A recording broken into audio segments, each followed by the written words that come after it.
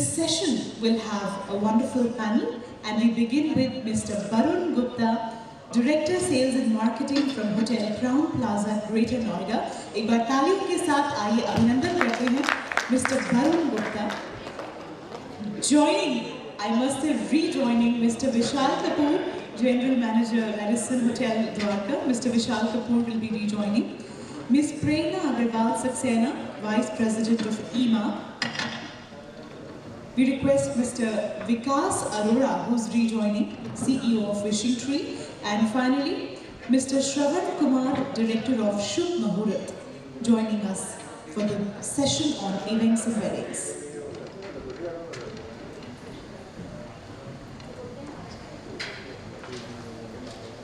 So a few more sessions after this before we finally conclude and move on to the award ceremony in the evening. Ladies and gentlemen, this is turning out to be really wonderful, interactive and brainstorming sessions on different subjects. And this one, session on events and weddings, joined by this wonderful panel on stage. Over to the panel. You're coming as part of the ceremony, the first ceremony and the second ceremony. Looking from a wedding perspective. So welcome everyone, and it is a great time to see everybody after so many years. Like I'm meeting a lot of you after 2 years, and thanks for this opportunity, Vikas and Vijay, to moderate this session. So wedding was a buzzword for 2021. It was a key word. Everybody was talking about weddings and socials because no other segment was working. From the hotel perspective or from any other perspective, if I have to look at it, this was the only segment which was performing, which started performing. And if I have to look at the pandemic years of last 2 years, the wedding industry was one of the worst hit ones. The big fat Indian weddings, which never supposed to get stopped, with unlimited ceremonies, unlimited guests, got trimmed into smaller ones. The small intimate weddings was the buzzword, which was supported by technology and the venues itself. So the session for today is that how the wedding segment has survived and what is the future for weddings industry as a whole. So my first question to Prerna, that how pandemic has redefined the overall big fat Indian wedding. I would say the pandemic was a boon and bane to the wedding segment, and it of course redefined, because when the 1,000 pax wedding didn't happen, I think the MICE business was still there because people started doing destination weddings, and more so that even the south, there's a lot of travel to the south, because generally in south there were like 5,000, 1,000 people wedding, and they thought that if you can't, 1000 लोग की शादी नहीं कर सकते, तो चलो 100 लोग को हम let's make them travel and take them to Rajasthan or one of the destination weddings. So destination weddings saw the size shrunk, but people had budgets. So a lot of people, at least in the segment we deal with, thought that we have this budget for the wedding. Why not have lesser people but still have the same spends? So palace weddings, became more famous, and destination wedding were to go for. That became like a trend. Of course, it was already trending, but it gave a further boom. And invites went down because people didn't want to send physical invites, so it went to e-invites. Somewhere I feel it also helps sustainability, because a lot of things people started thinking that okay, how can we still be minimalistic and do a lot? These were the good parts. The bad part is that someone wanted like a really large affair with a lot of people. That didn't happen. That was not possible. Or if suddenly the lockdown happened and there was a wedding plan, so then they had to really scale down. So this is how both ways it affected the market. Fantastic. So I just want to understand, whether in the last 2 years people got this habit of doing these intimate weddings. So what do you foresee in coming times when things will become normal? This will become the biggest trend going forward in terms of destination weddings. People will still focus on destination weddings, or they will focus on inviting more and more people for the wedding? I think this will become the way of life because people have understood that in a small gathering they enjoy more. There's a lot of detail which goes into the wedding. They focus on the things which really are important and matter to them. Then it is focusing on calling a large crowd.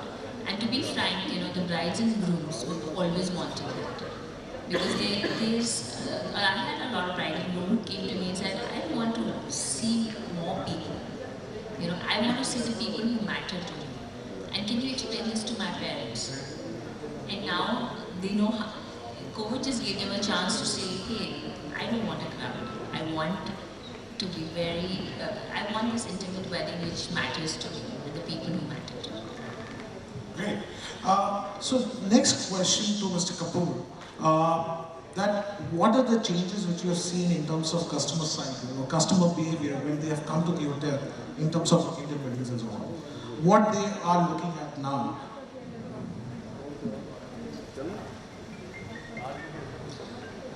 To be honest, the dal makhani and chicken tikka is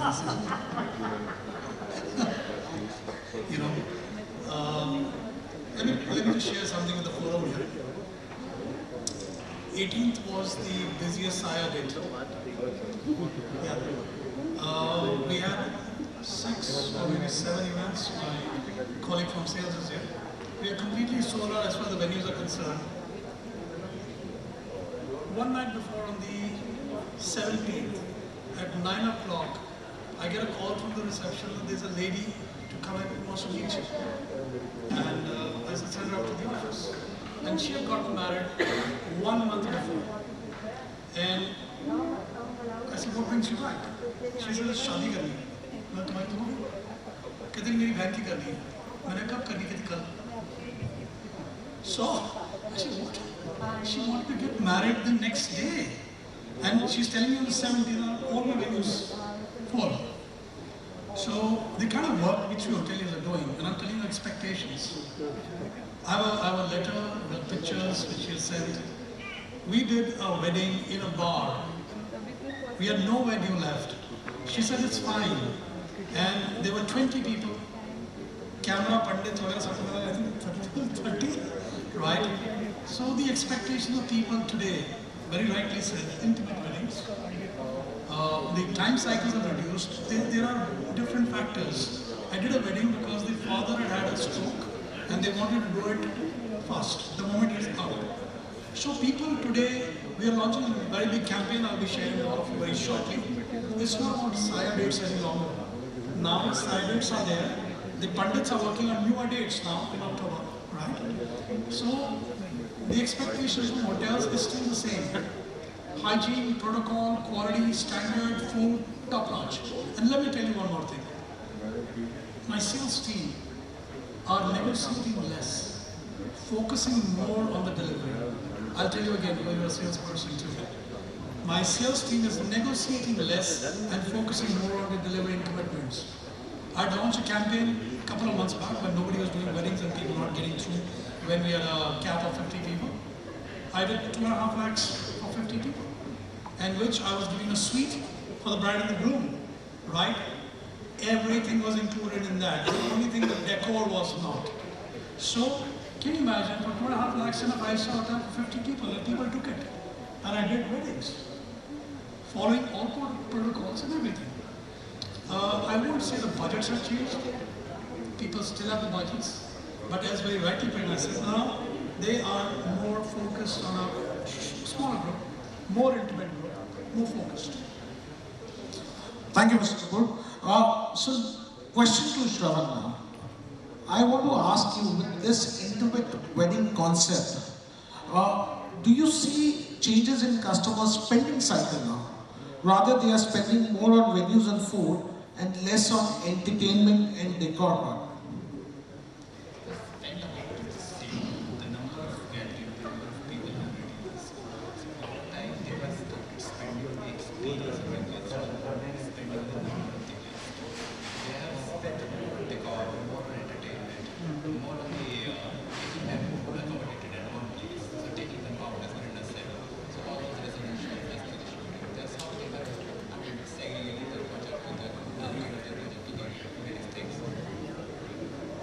So, Shravan, the next question is, how was your experience in 2021 in terms of looking at Indian weddings as a whole?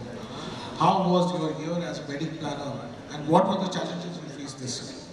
Fortunately, we have a good industry and the law and it's very fantastic. So the moment we did not have wedding in April, May, we had more weddings in July. So that's how it was actually it compensated for the lacking period actually. So the experience was, I think, mixed. Sometimes we did not have anything in our hands. Sometimes we had more than which we could manage actually. Thank you.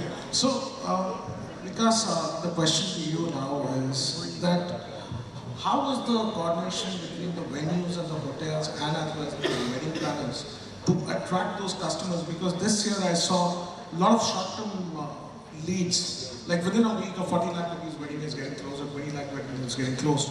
So, how do you foresee and what was the challenges for you this year? So the good part is, I think, being very realistic. What happened, the customer which was earlier going to banquets or which was going to farmhouses was also looking at five-star hotels this time for two reasons. First, that the five-star followed all security and safety protocol. Second, they would get fantastic deals from the hotels. So I think a lot of five-star hotels adapted to this condition. Even the luxury hotels were offering rooms at very throwaway prices. I think the best part, what happened, that we adapted quickly to the change.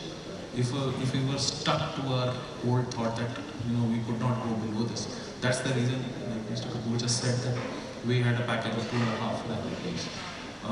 Earlier, the mindset, anybody who was doing a wedding were roughly 300 to 500 people.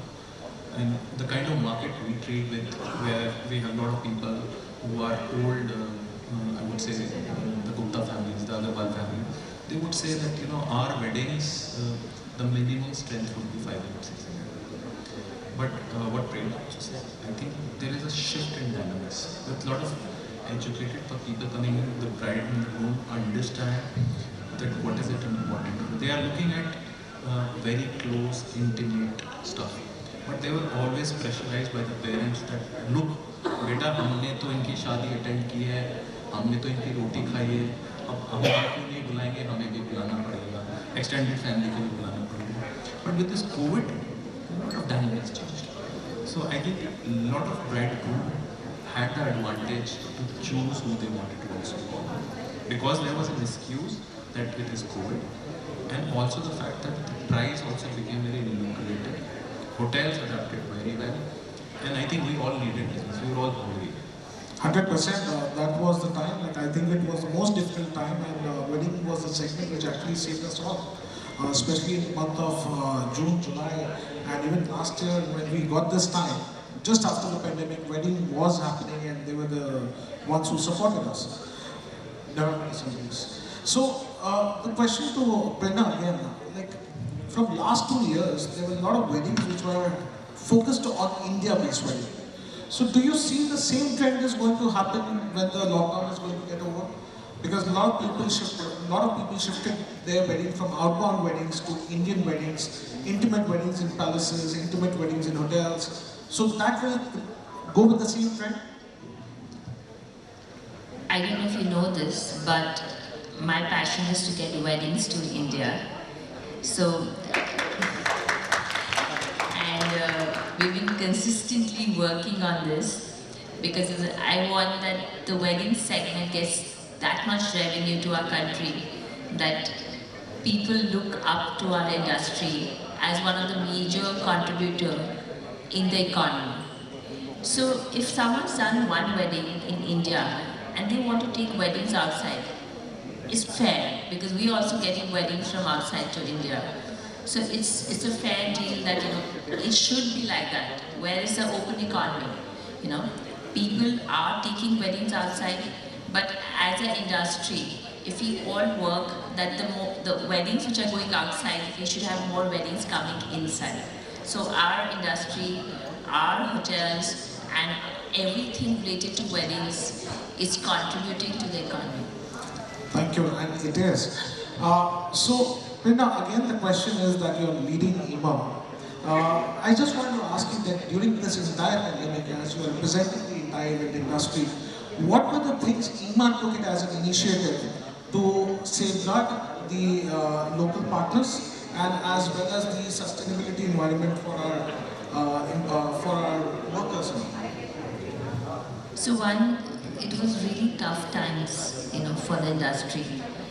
I think the biggest thing first we did is that we held each other's hand and said, this shall pass.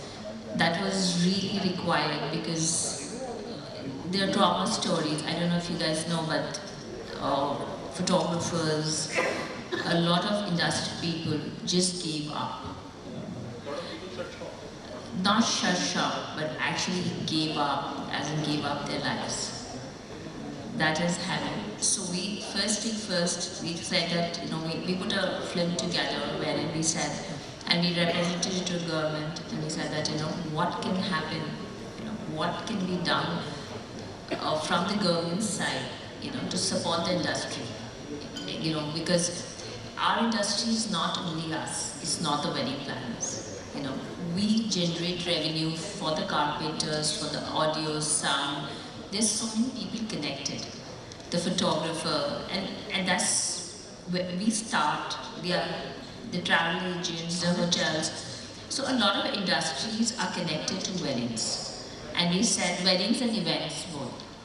We said that let's start with social distancing, let's start the cycle of doing events. That at least some revenue is going to people's house. And they don't lose hope. Because the first thing was to give them hope, that there is hope. Don't give up, So that was that. Then we did few events which helped us to kind of, bring us back together and then set a foot forward. A lot of us, even the corporate, did a lot of virtual events, and that helped the corporate guys. Of course, weddings were happening as they were happening in small number, but at least it was happening. So and we went to the government, and even in the second wave, we were running our oxygen helpline, which was not only helping our members, but also helping everyone at large.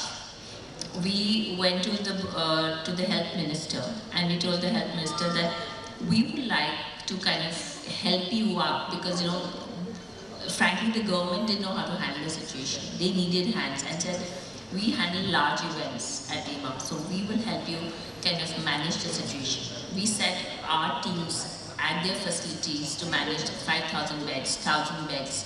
So our teams were managing, like our member teams were managing 2 facilities. So at large, we did whatever possible for our members and for society at large. So it was not only our members, but everyone at large. We were able to help. We set up helplines all over India. We were running a hospital here. So there was a lot which was getting done simultaneously because we were just wanting to help. Oh, that was a great initiative from EEMA, and thanks for your entire team support given to the entire industry at this point of time. So, question to Mr. Kapoor. Now when we are entering into a different wedding season, the pricing, what we have given initially, are we going with this similar strategy of looking at the lower pricing and attracting more customers as part of the hotels? Or will we be going to increase the pricing because the hotel manpower cost, the hotel investments are going up in terms of safety protocols, in terms of salaries, in terms of everything. So do you foresee the rate mismatch which happened during the lockdown time, it will change with the current time? So what do you foresee in terms of bookings?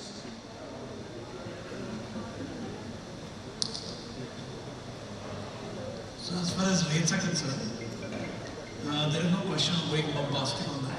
You cannot. As far as the numbers are concerned, we still have restrictions. I have people who had booked a year and a half back who are wanting to cut down on their numbers. The rates are given there. Numbers are given there. So people are booked for 400 people, 500 people, what do we do? They go right to the protocols, don't say. You can do those many numbers.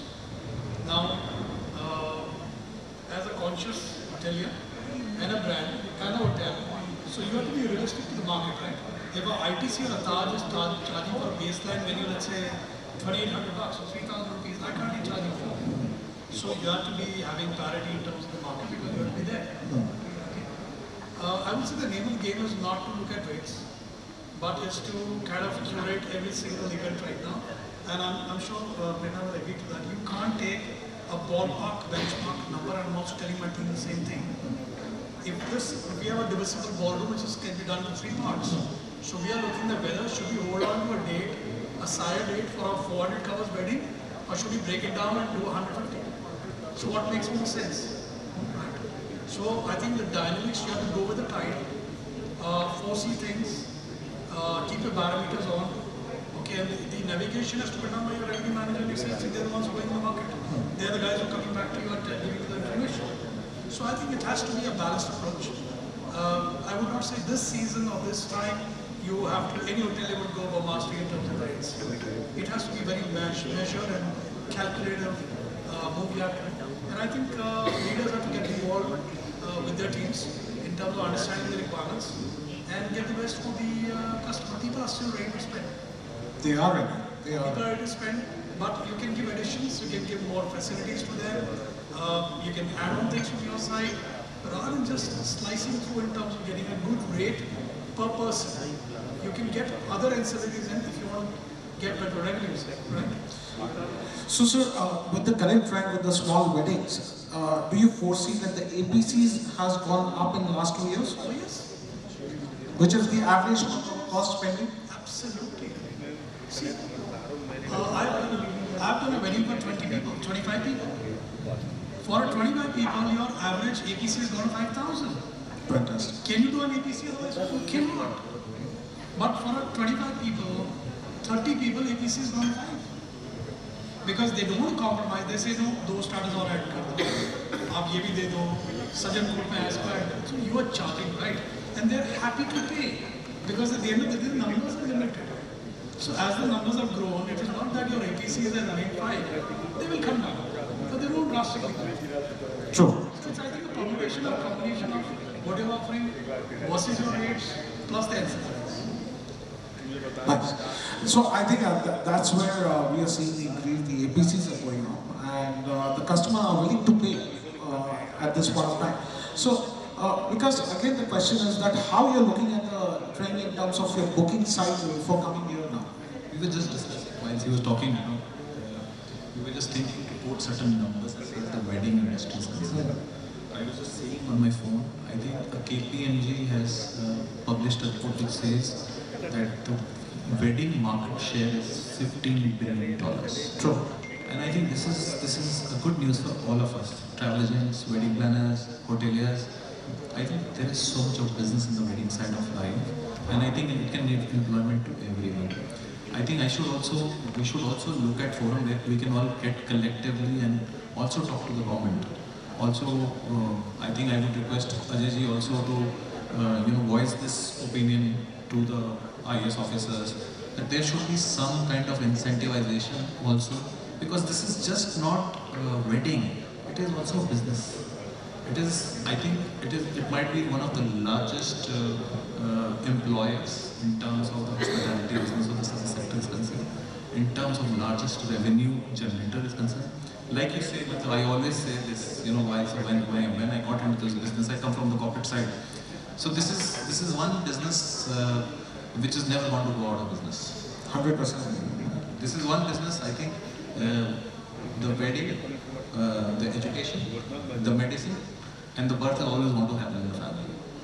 So I think this business, and India has always been famous for one large wedding, one fat wedding. That's what all the world across calls us. They are mesmerized with the fact that the Americans come here in terms of tourism to see what weddings are like.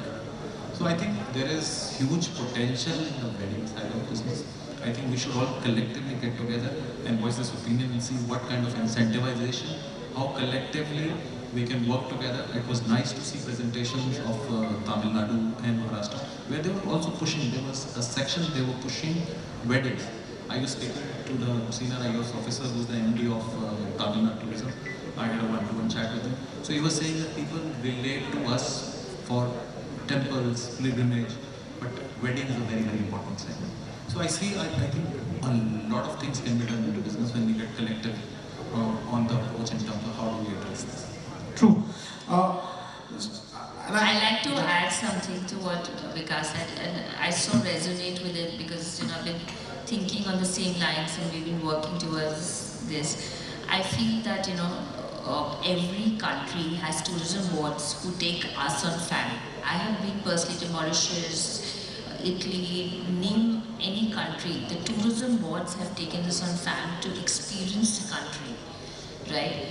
I'm sure there are tourism boards here.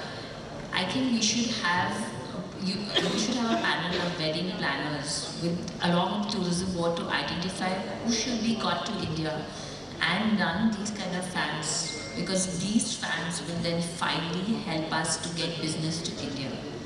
And we, of course, inside domestic business we're generating, but the real business which also can get us money in our accounts, I hope you understand when we say in our accounts, is something which comes from out of India. Foreign remittance and foreign revenue. So our tourism boards need to get very active, put like a panel of wedding planners who work along with them, have that vision of getting weddings to India and do it really fast, because COVID will go, it's bound to go, and people will be okay to travel. By then we should have this panel ready who can identify, okay, these planners should be got on a fam here. And we work with the tourism boards and get these people, because still these wedding planners don't experience India. Like, how did Thailand become a wedding destination? I remember, yes, and still Thailand was doing all the weddings because the government concentrating on getting weddings to Thailand, right? This is the same amount of work we require to do if we want to make wedding tourism as a prime income source. I'll just add to what Prerna just said. My previous assignment, I was in the Radisson Palace. So out of the 80-odd weddings I did in that year, 10 were international weddings wherein people came from the US, Dubai, Mauritius, got married in India. And for them, Rajasthan is like big. The palace weddings are very big for them. And in fact, people who were invited, the American citizens, I heard that people talk that I want to get married here. They won't come back and get married. So I think absolutely right that we are a country, I think we can offer better than any other country. We got everything. That's what Vikas was just whispering when you were talking, that this country has got everything. I think we should be proud of our heritage and what we have to offer. And the point is, how do we get the people in? Well, I want to ask this question. Which palace across the world has driven royalties? We have Umaid Bhavan, we have Jag Mandir, where Shiv Nivas, where the royalty lives in the palace. When the royalty lives in a palace, in a heritage property, which is also a venue, right? The vibes are different. People can feel the vibes. So where can you get married where the royalty lives in the same house? I agree totally, because if you look at what you all are saying, India is one of the most beautiful countries in the world. We are one of the most wedding-dependent country in the world. We can attract so much of weddings within the country. Marketing has to be the key buzzword. That's where we are missing. That's what I see. We never gone outside and promoted our palaces and the locations and the destinations as per the intimate weddings which we talk about. Thailand as a destination, they did a fantastic job. Turkey has done a fantastic job while inviting the right set of But this is high time after COVID. We need to realize that India needs to be set as a destination, and our marketing strategy has to go totally 360-degree change while coming into different segments, whether it's MICE, weddings, or luxury stay. We have everything to offer, the best of hotels, pricing, and locations. So that's where I think we need to work really hard on this, and this is the right time. So my question to Shravan, like when these weddings were happening, how you were locally dependent on in buying stuff? Because during this time I realized a lot of raw material was not available. Wedding planners were facing a lot of issues in terms of flowers. So do you think the local will be the buzzword to get more weddings or to do weddings successfully now? I think everything was purchased locally. Everything was purchased locally and we procured it locally also. Wherever it was required, we got it from outside also. Most of the things, even because everybody was thinking of how to do things more in an efficient manner rather than doing it more in a costly manner. So everything was procured locally and did it the same way. Okay, so as I said, we are looking forward to the entire season for 2021-2022. I wish all the very best. Being a hotelier, from the hotelier side, I can say that this was the segment which saved us all, and we are expecting good number of weddings in 2021-22, depending upon the government guideline, and expecting a lot of support and as well as support from our entire wedding fraternity and as well as the travel agents, wherever we can support you in terms of pricing, in terms of getting the right people in the hotel, and we look forward to have a great stay. Thank you. Thank you. Thanks for the invitation. Thank you.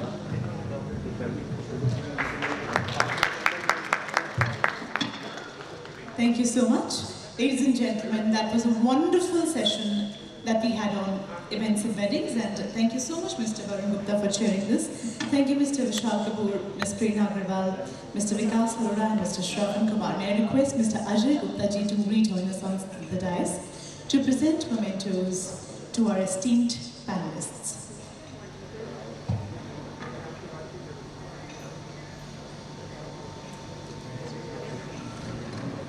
So thank you once again. Beginning from that side, Ms. Prerna Aggarwal, Saxena, Vice President, EEMA. Ladies and gentlemen, let's have a big round of applause, please, everyone. Mr. Shravan Kumar, Director of Shubh Muhurat, thank you so much for sharing your views and thoughts with us today.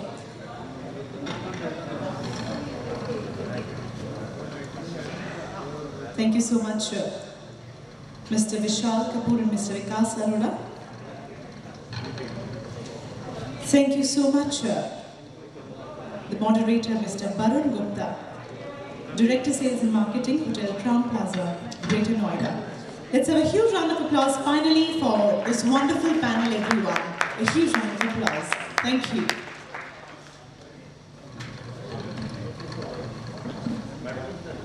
Thank you so much. This calls for a picture-perfect moment, a group photograph of this entire team, this panel, this wonderful discussion, this wonderful session that we had on events and weddings. Thank you so much. Ladies and gentlemen, dear friends,